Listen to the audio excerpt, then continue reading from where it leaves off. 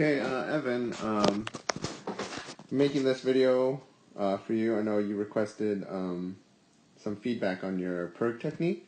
So I have a video of myself going on the right hand side of the screen just for comparison. So we're going to go back, kind of slow things down and look at some pointers through your technique. Okay, so let's start off with your pull and looking at how you're engaging your muscles through the pull.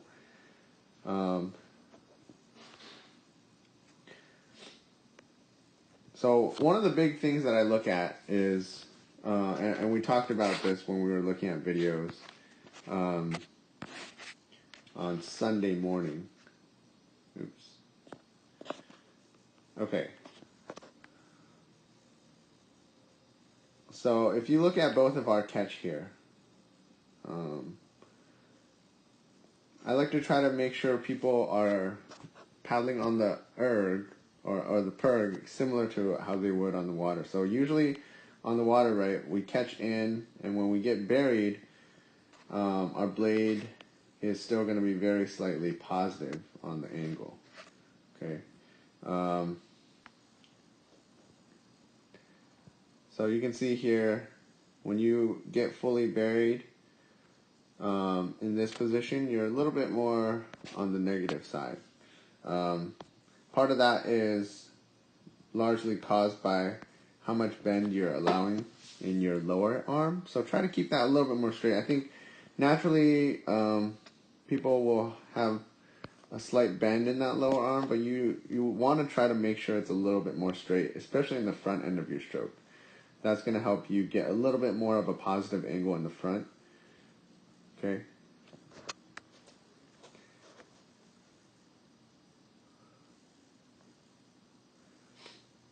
So now the other thing is looking at how well you utilize your full body through your pull. So if we look at this side on the right side, okay, as soon as we get into the catch and buried in, right, up in front, okay, so you'll notice, right, my body is maybe leaned somewhat like this, and as I pull, as I'm starting to pull, and if you look at especially my outer shoulder here, because you want to make sure you're using your core, right? Your outer shoulder goes out of that circle, and your body needs to be sitting up. Okay, so when we go into the catch for you, right? Okay, so in this region here, you're kind of using more what people would kind of describe as just using mainly your arms going through this region. So once you get buried here, okay, as soon as your blade gets fully buried, you should really focus your effort on making sure that your full body is trying to sit up while your top hand is pressuring down. Okay, that's going to generate the most power through the pull, because those are your largest muscles working for you. So you can see that you're not quite timing up that motion with the meat of your stroke. So a lot of this sitting up motion here should correspond with when your blade is going through this portion. See? Whereas here we see that you're kind of sitting up when your paddle is kind of going through here, and that's when you're finally sitting up. So we want the sit up to be happening when your paddle is all the way in the front, but not quite that high, right?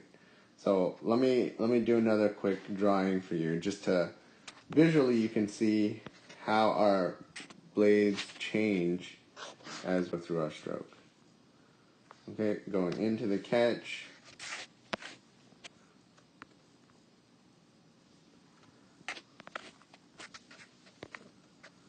Okay.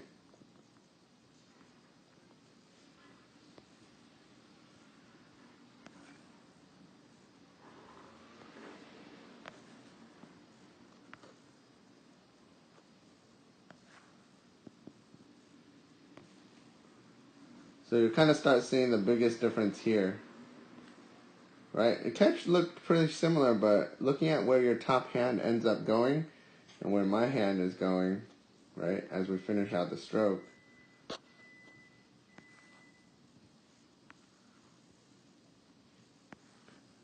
Okay, so your top hand kind of has more of a direction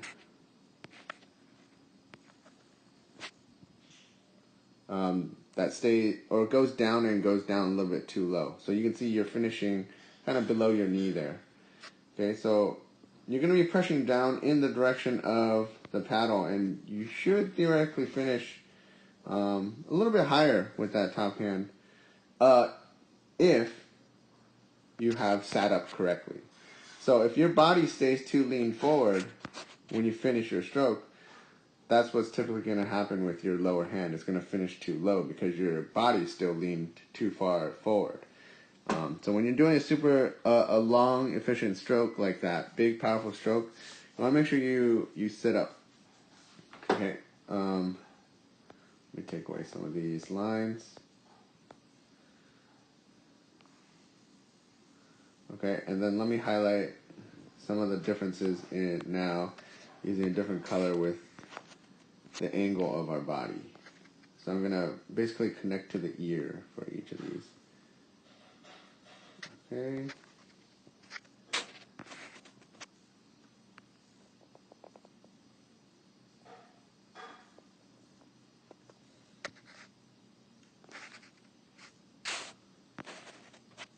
Okay, these are all pretty similar.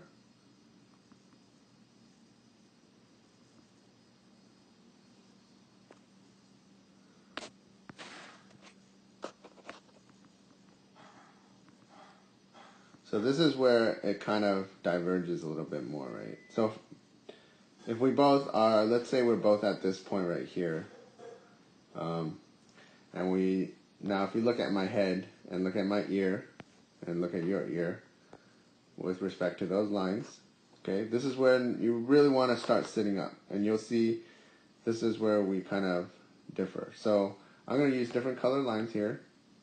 Okay, so you can see your head is still around the same as that last line I just drew. But you can see my head is starting to move back. Okay, and I think you start moving back a little bit later. Okay, so yeah, just going back, just to recap. Okay, we want to make sure that we get a little bit more positive on our catch in the front, and then make sure our pull, the meat of our pull right through here, we start sitting up a little bit more early, a little bit earlier. Okay. Another thing I like to suggest for people is just experiment, because I personally have experimented, and I would say mine still changes from time to time, but I would try maybe moving your lower hand up just a little bit, just based on your size and how high your top hand is. I think you might be able to get a little bit better muscle engagement from the inner half of your body if you start there.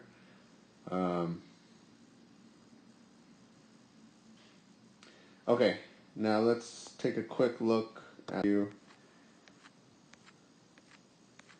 Fast forward. Okay. So let me move this here as well.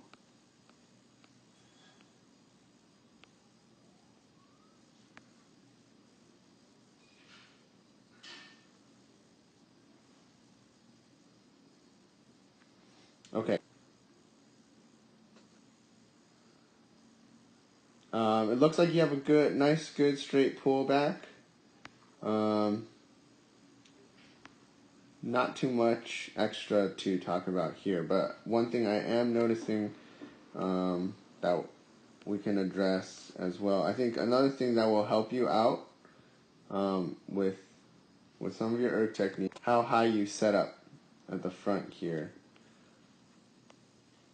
Particularly with the lower arm. I mean, everyone's gonna be more comfortable with different heights on their top hand, so I'm not stressing that too much. But one of the big things is your lower hand in the front, and where that rope lines up. So when I'm starting my catch here, you'll notice, right? Lower arm never really points upward, right? So what we don't want to see is like this and this. So right here, right, we see your lower hand's actually kind of pointed upward. What that's going to end up doing is you're going to end up having some extra rope slack when you're trying to go into your catch. And that's usually going to end up having basically being a little bit tougher on your body when you go into the catch. So especially when you go from here, see the rope is pointed upwards here, down. That's what I call some dead space, and your body kind of absorbs some of that shock when you go down really hard. So to minimize how much shock your body is absorbing, you want to start with your lower hand pointed straight at the bar or slightly lower, so that you can make your catch on the pERG a little bit more efficient. Okay, I'm going to end the video here.